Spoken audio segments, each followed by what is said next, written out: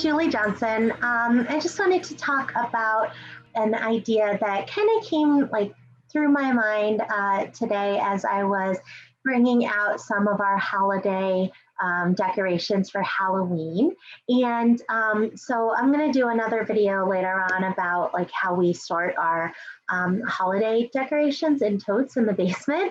But I brought our Halloween tote upstairs, and I just wanted to kind of talk about how sentimentality, I definitely would consider myself a sentimental person.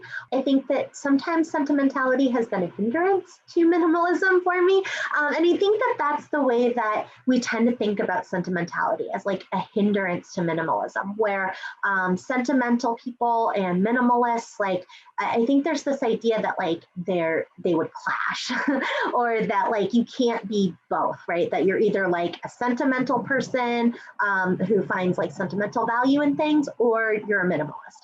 And I think that like there's this oil and water relationship that is oftentimes portrayed or like thought about. But I just wanted to offer like a different perspective that I was kind of thinking about. And I'd like to make the argument that sentimentality can be a benefit to minimalism. It doesn't have to be a hindrance to minimalism.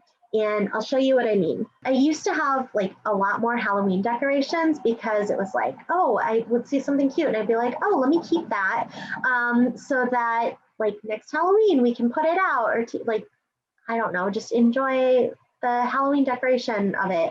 And it would be like trash, like garbage, like stuff that you don't need, right? Like little trinkets and stuff like that, okay? That meant nothing to me except that it was Halloween themed and maybe it was cute or pretty or something like that, right?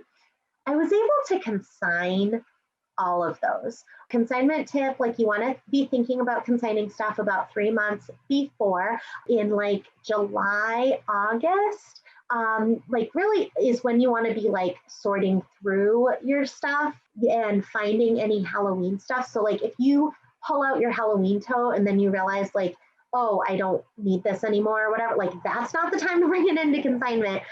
So I can also make a video on like my consignment system of like what I do so that I make sure that I'm bringing in things at the time that they're actually going to sell. So I was able to bring a lot of stuff into consignment.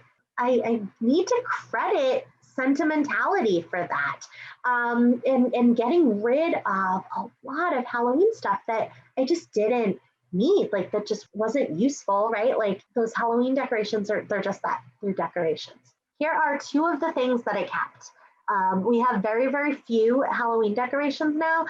We grow our own pumpkins in the garden, and so that really serves as like little decorations, like my daughter will paint them. And here's a tip, minimalism tip. So I always have my daughter paint the pumpkins instead of carve them. Now, when she's like younger, so it is safer for her to paint them. She enjoys it more. But also, if you paint them with acrylic paint, you can then, after Halloween is done, you can still bake them and make pumpkin puree with them. And then I freeze that pumpkin puree and I use it in my smoothies year round to make like pumpkin spice smoothies without any like sugar or anything. You just use a frozen banana in there and cinnamon, and it is so good.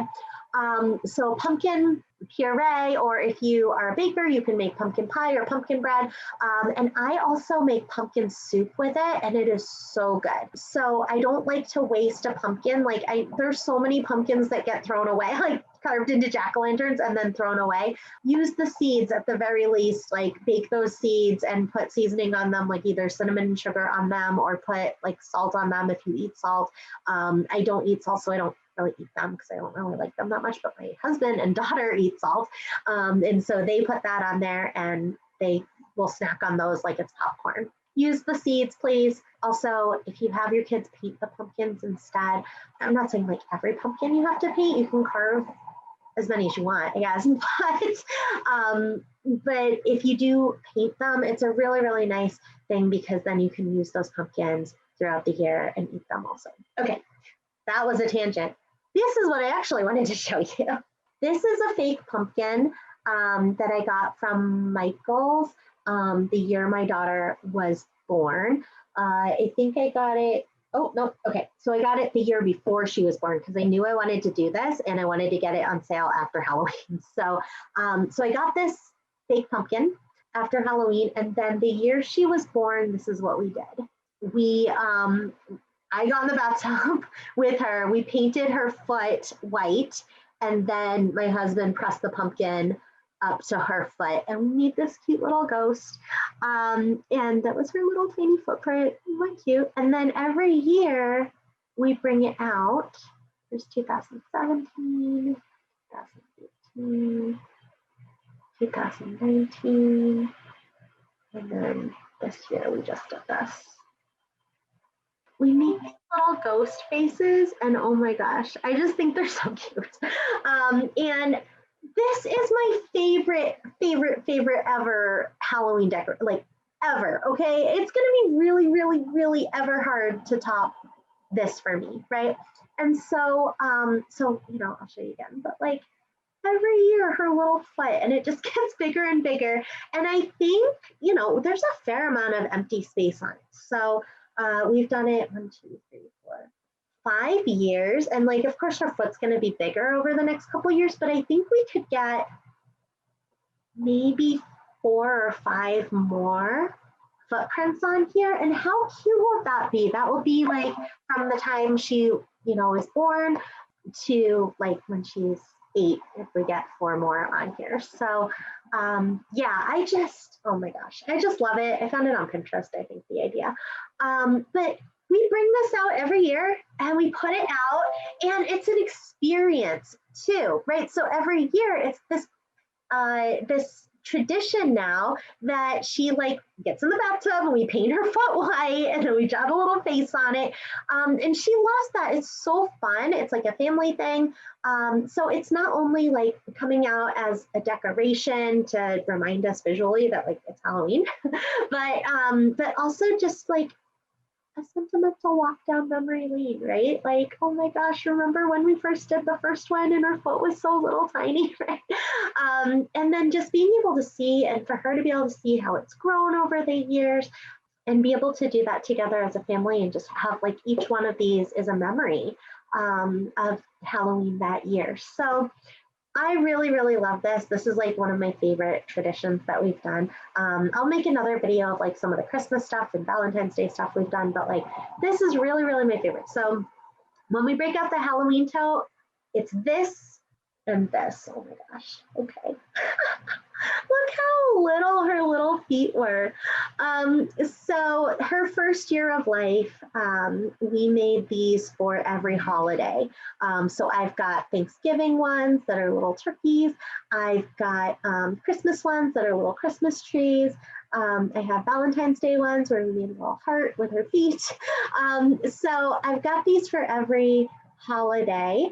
And I just break them out at each holiday. And we have a nail hanging downstairs where like typically we did have a calendar she had made with like thumbprints and handprints and footprints at school, but after the year was done, we took that down. So now I just hang this up, for whatever season we're in. And oh my gosh, it's so cute. So I really love this. And again, like when I look at other holiday or like Halloween decorations, even at like if they're on super sale or even if it's at like a garage sale for a quarter or 50 cents or like stuff comes into the house, Halloween stuff in mysterious ways, like stuff just ends up here. Like, I don't know about your house, but it's like just a constant, incoming of things.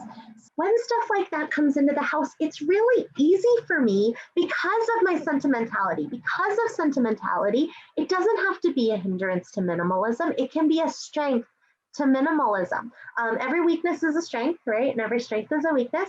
And for me, if I use my sentimentality in the right way, it stops other Halloween clutter from coming into my house. It just stops it right in its track because if I see like a cute little like pumpkin wall hanging or something, it can't compare.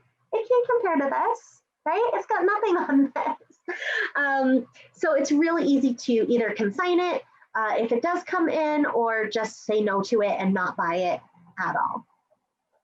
Makes it really easy to do that.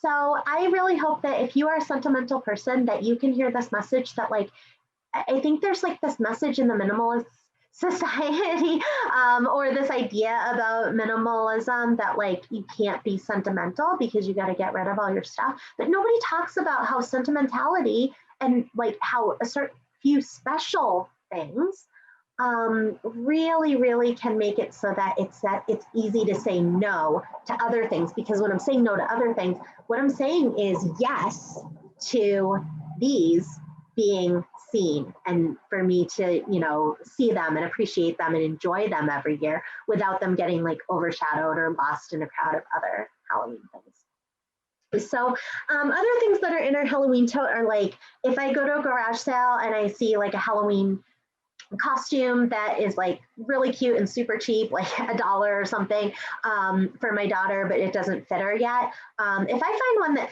fits her, that'll fit her at Halloween, I just let her wear it all year round, right? Like it just goes in her dress up tote, and then at Halloween we just break out whatever's in there. But if it's one that won't fit her until like next year or after that, I put it in the Halloween tote, because like I'm not going to remember to break that out of the closet or storage or wherever else I would put it. I put it in the Halloween tote. Another thing that's in the Halloween tote is like Halloween themed clothes that I also might get at garage sales. And also I bought an outfit for my daughter. It's like this really cute purple Halloween tutu, and then like a cute like pumpkin shirt. Okay. I bought that for her. It's like a child size, medium or large or something, but like I put it on the other day and it fit me. And I was like, oh my gosh, this is fantastic. Like I can wear this now at Halloween. And so it must not have been a child's medium. It's probably a child's large. It's got to be a child's large to fit. But I put it on. I was like, oh my gosh, I can wear this. This is great. But as soon as it's not Halloween, like I'm going to wear it. Yeah. All through October. But as soon as Halloween's done, that's going back in that tote and back down there. And then next October, I will take it out and I will wear it again. And hopefully it fits me next year. Like I will wear it again. So I do the same thing with my ugly sweater clothes. Like in December, if you see me, I am likely wearing Christmas leggings and like a Christmas t-shirt or a Christmas like sweatshirt or ugly sweater. So, and that's because I keep all of those in my Christmas tote, like with Christmas tree ornaments and, you know, stuff like that. And then when it's December and I pull that out, then like all my Christmas clothes are in there and I can wear them all throughout the year. I used to try to keep them, like I used to keep them in my closet or like in this random drawer in the hall. And then I would forget about them. And then like the Christmas season would be like almost over. And I wouldn't have worn those cute leggings the entire year. And that was a bummer. So now I keep them in there. Same thing with the Halloween stuff. If I buy her like she's in 4T and 5T stuff now, but like I know when I pulled it out, there was a 6T shirt that said like trick or treat or something, I don't know, something like that. And this year, she's been to her grandma's twice this month, and I had this like really cute little pumpkin shirt, and the pumpkin has little googly eyes, and it says Grandma's Little Pumpkin. Okay, that's adorable. And so to make the best use of it, I had it in the Halloween tote. And so when I pulled it up, it was like, oh, surprise, this fits her this year. And I sent her to Grandma's both times wearing that shirt. So it's just a really nice way to do it. I will post a video about the holiday themed totes and how we organize all of that. But all of this to say that if you're a sentimental person, don't be discouraged if you're trying to be a minimalist, or if you're trying to just be a little bit more minimal with the things that you have, because use that as a strength. If you have it, if God gave you that strength, use it. And sentimentality for really like just truly special things can be an asset, because it lets us say no way more easily to all of the other Halloween things and other items that might try to come into our house. Okay, I hope you have a good day. Thanks for watching. Bye.